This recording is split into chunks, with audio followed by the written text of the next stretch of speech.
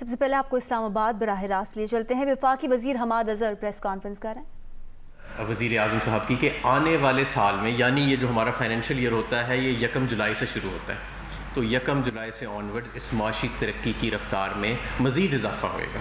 اور جو P T I کے جو جتنا ٹرم ہے ہمارا، اس میں ہم معاشی ترقی کی رفتار کو مزید تیز کریں گے. صنعت کا پہیہ مزید تیز چلے گا، زراعت کا پہیہ مزید تیز چلے گا.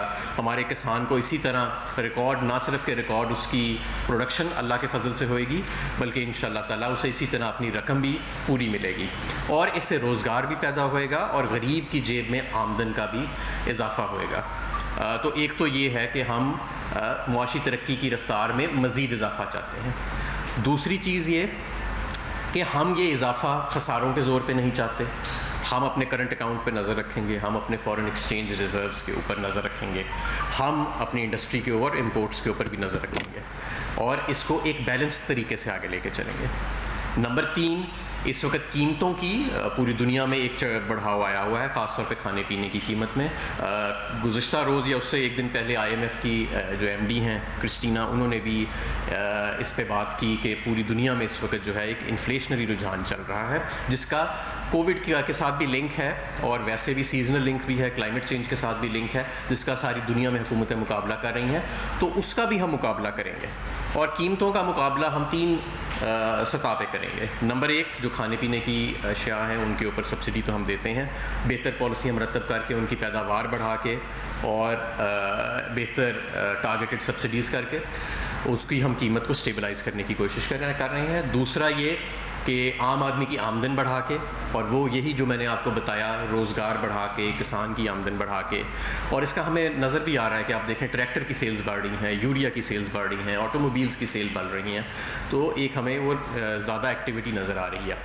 اور تیسرا یہ جو میں سمجھتا ہوں کہ عمران خان حکومت کا ایک ٹریڈ مارک ہے، یا آپ سمجھ لیجئے کہ جو ایک بنیادی ہمارا ایک فلسفہ ہے، کہ جو ہم نے سوشل پروٹیکشن کے ہمارے پروگرامز ہیں. احساس پروگرام میں جو ہم نے جو ڈاکٹر ثانیہ نشتر صاحبہ کر رہی ہیں، اس کے علاوہ جو صحت کارڈ کے حوالے سے، اس کے علاوہ ٹارگیٹڈ سبسڈی کے حوالے سے، پناہ گاہ کے حوالے سے، یہ جو ہمارے مختلف پروگرامز ہیں ان کی ایکسپینشن بھی کی جائے گی، تاکہ جو ہمارے غریب لوگ ہیں ان کو پروٹیکشن بھی دی جا سکے. تو یہ صرف سرخی پاؤڈر والی 1 سال کی ترقی نہیں ہے جو مسلم لیگ نون جو تھی اپنے آخری سال میں کرنے کے لیے ملک کو ڈیفالٹ کے قریب چھوڑ گئی، اور عالمی اداروں نے آپ کی معیشت کو اس کے ہوتے ہوئے ڈاؤن گریڈ بھی کر دیا. اس کی ہم نے بنیاد رکھی ہے، مضبوط بنیاد ہے. انڈسٹریلائزیشن، ایگریکلچر کے اندر ایک ریولوشن، اور ایکسپورٹس کے اندر اضافہ، لارج اسکیل مینوفیکچرنگ کے اندر اضافہ، وہ اس کی بنیاد ہے. کچھ اس کی مزید اگر مثالیں دیکھیں تو سیمنٹ کی اگر آپ سیلز دیکھیں اس وقت، تو وہ ہائیسٹ سیلز پاکستان کی تاریخ میں مارچ کے مہینے میں دیکھے گئیں، اور جولائی سے لے کے مارچ تک 17% اضافہ ہمیں دیکھنے میں آیا. آٹو موبائلز کی سیلز میں 54% اضافہ پچھلے سال کی بنسبت نظر آیا. اسی طرح ٹریکٹرز کی سیل کا میں نے ذکر کیا، فرٹیلائزر کی سیلز کا ذکر کیا. کنسٹرکشن اور ہاؤسنگ جس کا ہم نے پیکج اناؤنس کیا، 8.5% اس کے اندر ہمیں گروتھ نظر آ رہی ہے، اور وہ بھی ایک مین ڈرائیور ہے ہماری گروتھ کا. تو یہ کچھ بنیادی طور پہ چیزیں تھیں جو میں آپ کے سامنے رکھنا چاہتا تھا، کہ یہ ایک سسٹینیبل گروتھ ہے، یہ عارضی گروتھ نہیں ہے، اور اس کے مومنٹم کو انشاءاللہ تعالیٰ ایک اچھے بیلنس طریقے سے ہم آنے والے دنوں میں مزید مستحکم کریں گے. اور اپوزیشن کو مایوس نہیں ہونا چاہیے. اس معاشی ترقی کی رفتار بڑھنے سے عام آدمی کو بھی فائدہ ہو رہا ہے، اور پورے پاکستان کو فائدہ ہو رہا ہے. اور یہ میں ان کو یہ بھی بتا دوں کہ وہ مینٹلی پریپیئرڈ رہیں کہ یہ معاشی ترقی جو ہے یہ آنے والے دنوں میں اور مہینوں میں اور اگلے سالوں کے اندر اس میں مزید تیزی جو ہے ان کو دیکھنے میں آئے گی. اور میں آپ سے سوالات لینا چاہوں گا. سر یہ بتائیے گا کہ آپ کی جو بجٹ آ رہا ہے اس کے حوالے سے کیا تیاریاں ہیں، اور اسپیشلی جو ملازمین سے جو کیے گئے وعدے تھے کیا وہ وفا ہوں گے؟ اور ایک سپلیمنٹری کوشچن بجلی کا کہ کوئی امید آ رہی ہے کہ شاید کیبنٹ میں شفیع ہو، اور آپ کو ایک دفعہ دوبارہ کوئی اہم ذمہ داری کی معاشی ٹیم کی سونپی جائے تو اس حوالے سے اظہار کیجیے. دیکھیں، جو آخری سوال ہے اس کے میرے پاس تو کوئی انفارمیشن نہیں ہے، لیکن جو میں یہ ضرور کہنا چاہوں گا کہ پیز کے حوالے سے بالکل اس مرتبہ پیش رفت ہوئے گی. اور 2 چیزیں ہیں، ایک تو تنخواہ کو بڑھانا ہے، اور ایک جو ان کے اندر عدم توازن موجود ہے مختلف محکموں کی تنخواہوں میں، اس کو بھی ٹھیک کرنا ہے. اور اس کے اوپر وزارت خزانہ پے اینڈ پینشنز کمیشن جو نرگس سیٹھی صاحبہ کا ہے اس کے ساتھ مل کے وہ کام بالکل کر رہے ہیں، تو یہ بالکل ہوئے گا. جی ہمارا صاحب یہ مائیگا کہ جو مہنگائی کا ایشو ہے وہ بہت بڑا ایشو ہے. رمضان پورا گزرا، لوگوں نے بہت زیادہ قیمتیں ادا کی، انفلیشن کا آپ کو پتہ ڈبل ڈیجٹ میں گیا اور ابھی تک اس کا چل رہا ہے. پچھلے رمضان کی چھٹی بھی اسی وجہ سے ہوئی تھی.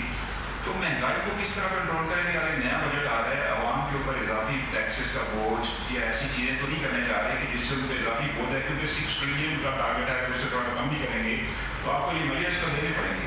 سیکنڈلی IMF کا جو پروگرام ہے اس پہ کچھ ان سے دوبارہ رابطہ کب ہو رہا ہے؟ کیونکہ آپ لوگوں نے کہا تھا، گورنمنٹ نے کہا تھا کہ شرائط بہت سخت ہیں، ایسے اقدامات نہیں دیں گے کہ عام آدمی پر بوجھ پڑے. تو IMF کے ساتھ آپ باقاعدہ یہ ساری چیزیں سامنے رکھتے ہیں کہ ان کا جو پروگرام ہے وہ ریوائز ہوگا؟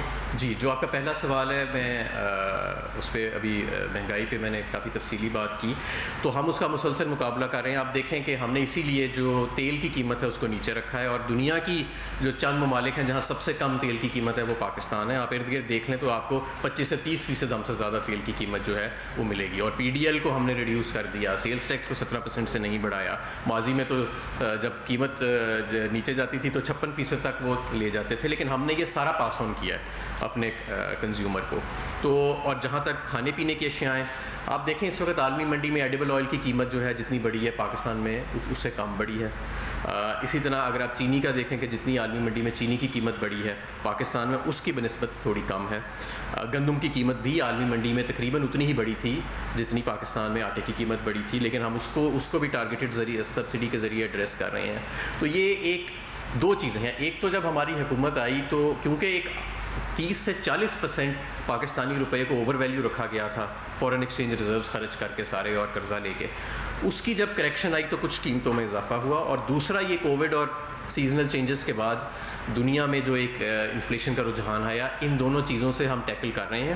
پچھلے سال کی بنسبت پچھلے سال 14% قیمتیں بڑھنے کی شرح تھی، اس سال وہ 8% کے قریب آ گئی ہے، لیکن اس میں مزید بہتری کی گنجائش ہے. تو ہم اس کے اوپر جد و جہد کر رہے ہیں اور انشاءاللہ تعالیٰ اس کا جلدی ثمر ملے گا لوگوں کو. جہاں تک IMF کے ساتھ بات ہے کانٹیکٹ کی، تو ہمارا مسلسل کانٹیکٹ ہے IMF کے ساتھ. ان کا ریزیڈنٹ ریپرزینٹیٹیو کا دفتر یہاں پہ وزارت خزانہ کے ساتھ ہی تقریباً اسی بلڈنگ میں موجود ہے، تو ایک مسلسل ہمارا رابطہ ان کے ساتھ موجود ہے. میری کل رات بھی جو ہمارے مشن چیف ہیں واشنگٹن میں، ان سے انرجی کے حوالے سے ٹیلی فون کے اوپر ایک کانفرنس ہوئی ہے. تو we are constantly in touch.